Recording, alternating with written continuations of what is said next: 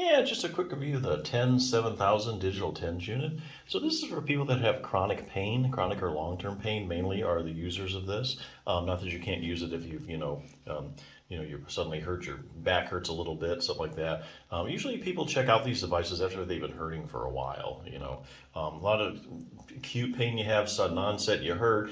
Pain's gone a few days, a week, no big deal. But when the pain lasts a long time, that's when people usually end up using something like this.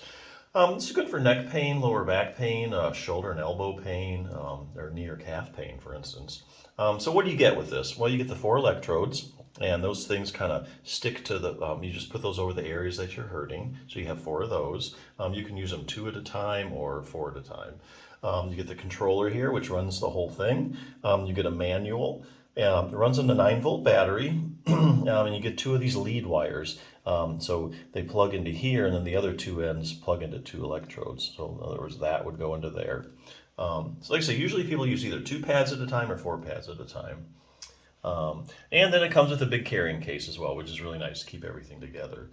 So yeah, if you're struggling with, a lot of chronic pain, I think it's definitely worth a shot. And if you're having a lot of back pain in particular, there's something else I want to bring up. I'm getting this from Treat Your Own Spinal Stenosis.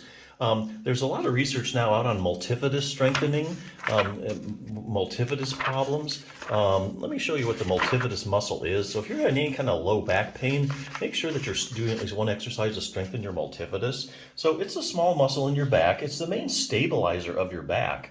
And a lot of research now going out to people with just about any back problem you can name, whether you have like chronic back pain, non-specific back pain, spondylolisthesis, you have a herniated disc, spinal stenosis.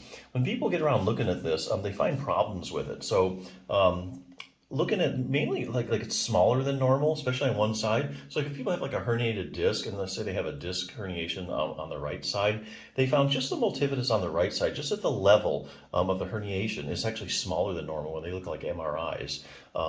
So a lot of multifidus dysfunction out there is what they've been pinpointing. Now, likewise, there are randomized controlled trials showing that if you take people with like back pain and you strengthen just their multifidus, well, you can't do it in isolation, but the other muscles kind of kick in as well. When you do multifidus, when you do strengthening of the multifidus, the back pain goes away. And there's even studies where they take people, who are waiting for surgery, they put them on like a back machine, for instance, that strengthens the low back muscles. And then, a majority of them don't end up needing surgery.